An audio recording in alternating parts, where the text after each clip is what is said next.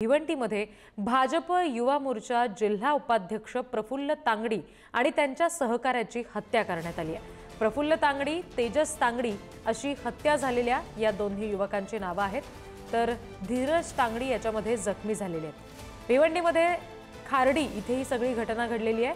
4 ते 5 हल्लेखोर होते अशी प्राथमिक माहिती समजते।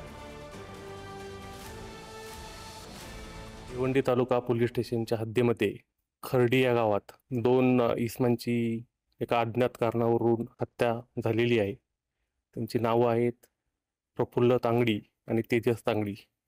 पोलीस तपास आता सुरू आहे आणि लवकरच आपण आरोपींना अटक करून पुढील कारवाई कायदेशीर करणार आहोत।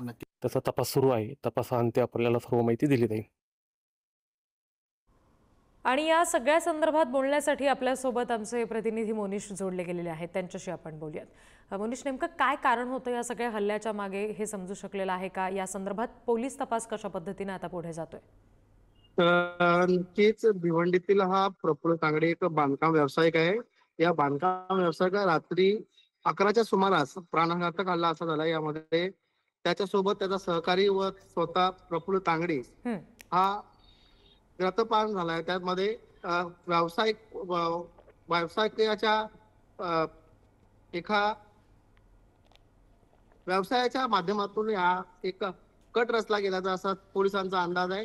यापूर्वी सुद्धा एका वर्षभरापूर्वी सुद्धा त्याच्यावर प्राणघातक हल्ला झाला होता, त्यामध्ये तो बचावला होता, परंतु रात्री झालेल्या हल्ल्यामध्ये त्याचा हा जीव गेलाय। त्याचबरोबर त्या खार्डी परिसरात मोठ्या प्रमाणात पोलीस बंदोबस्त तैनात केला आहे।